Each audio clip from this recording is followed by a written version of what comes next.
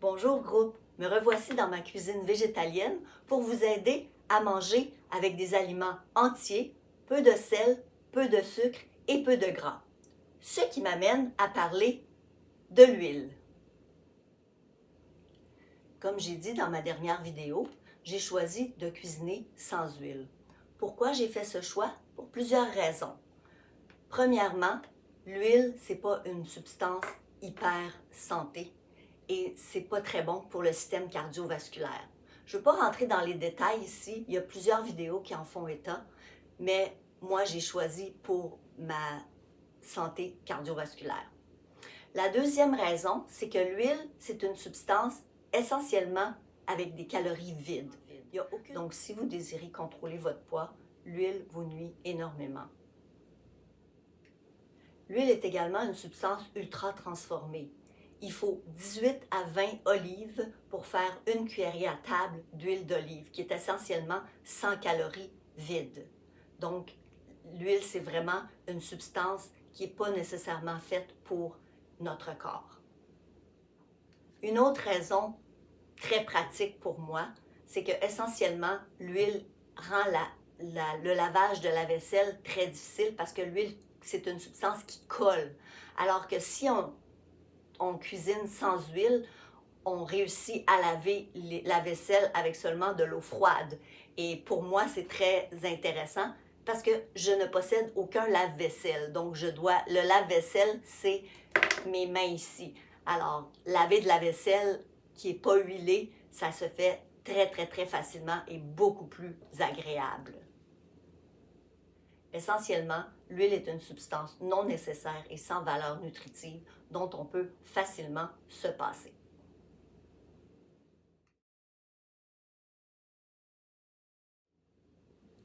La croyance populaire veut qu'il soit obligatoire d'utiliser de l'huile ou un corps gras pour faire sauter des légumes de façon à ce qu'ils ne collent pas au fond et qu'ils deviennent croustillants. Mais ce n'est pas tout à fait exact. Tout ce dont vous avez besoin, c'est une poêle, anti-adhésive ou non,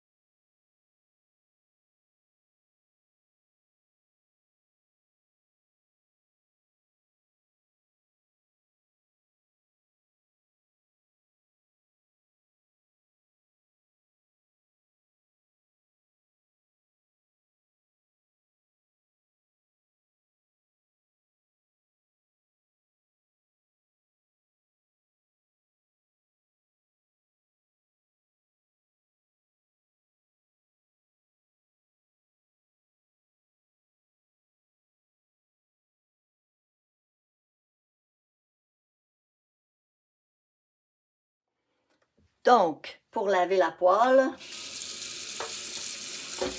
ok, j'utilise de l'eau froide ou chaude.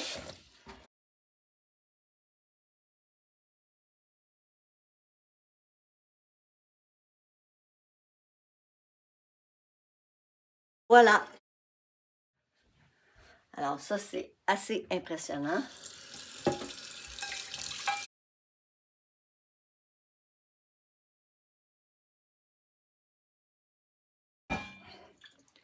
Voilà.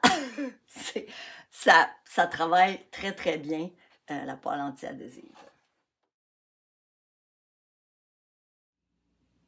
Habituellement, on enrobe les légumes d'huile pour les faire rôtir au four, mais c'est possible de ne pas en utiliser. Alors, pour rôtir les légumes au four, on peut utiliser une autre méthode que de l'huile. Donc, ce qu'on veut, c'est qu'on veut avoir des légumes qui sont de la même taille à peu près. Donc, ici, j'ai des courges butternut, des morceaux de courges butternut, des morceaux de poivrons orange et des morceaux d'oignons rouges. Donc, on s'assure que les morceaux soient à peu près de la même grosseur. Et les oignons, moi, je les sépare un peu pour pas que ce soit des gros morceaux. Donc, je les sépare à peu près en épaisseur de deux couches. Et comme avec de l'huile, on va utiliser une autre substance qui s'appelle de l'aquafaba. L'aquafaba, c'est le liquide de trempage des pois chiches commerciaux. Quand vous achetez une canne de pois chiches, on vous demande de drainer les pois et de les rincer. Ne jetez pas ce liquide. Ce liquide a des propriétés extraordinaires, en outre de remplacer l'huile dans la pâtisserie ou autres endroits. Donc, même chose qu'avec de l'huile, on va mettre un peu d'aquafaba. J'utilise des gants parce que j'aime mettre mes mains à la pâte, mais je préfère ne pas avoir de substance sur les mains. Et ensuite, on va mettre les épices qu'on a choisies. Alors moi, j'ai choisi du persil et de l'origan.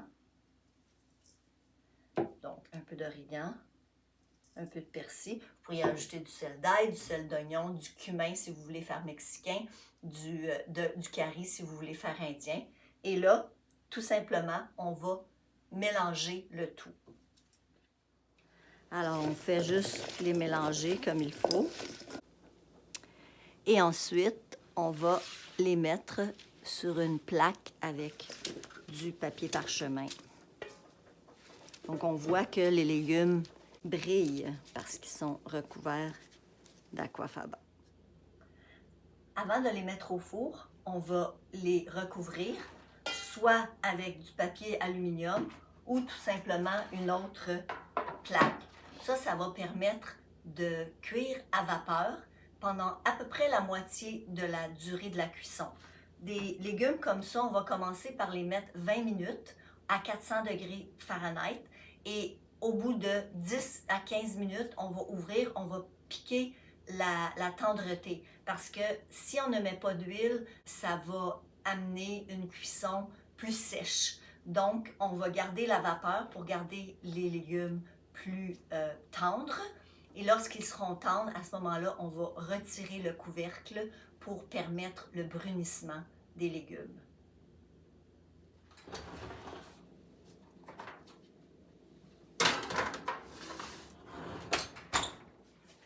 Alors, on va enlever le couvercle. On voit que les légumes ils ont commencé à griller. On va le laisser encore une dizaine de minutes. Alors, ça a sonné. On va voir le résultat. Ouh. Et voilà. Des légumes absolument grillés, comme s'il y avait eu de l'huile, mais aucune huile a été utilisée. On voit que c'est très tendre. Tous les légumes sont très tendres. La beauté du papier parchemin, c'est qu'on peut prendre le papier comme ça et juste faire glisser des morceaux de légumes. On voit donc qu'on n'a pas besoin d'huile pour faire rôtir des légumes.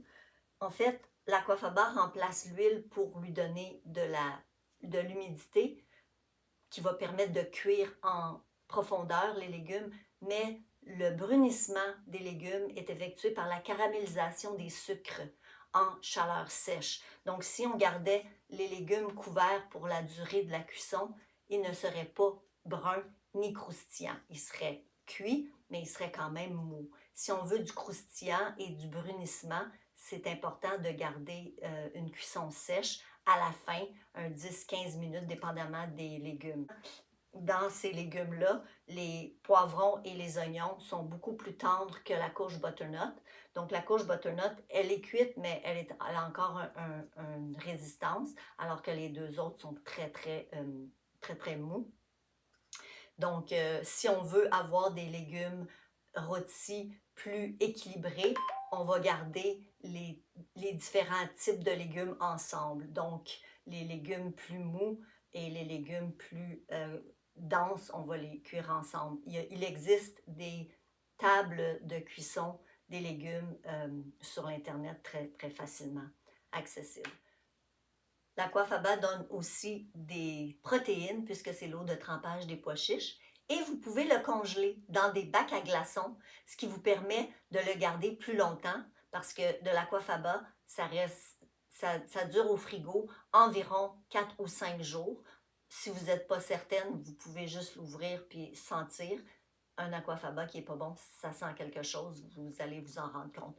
Donc, quand on le met dans des cubes à glaçons et ensuite on les met dans des sacs Ziploc, après ça, ben, on peut prendre les cubes, on les met au micro-ondes ou on les fait chauffer sur le four dans une casserole et on obtient notre aquafaba. Et n'oubliez pas, l'aquafaba a des propriétés extraordinaires et je vous en parlerai dans une prochaine vidéo.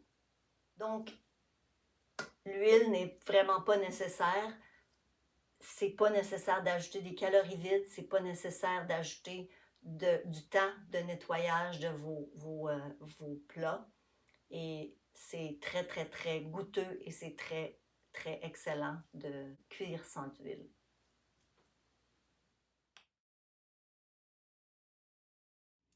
Depuis que je suis petite, je vois mes parents faire de la vinaigrette avec de l'huile, du vinaigre et de la moutarde de Dijon.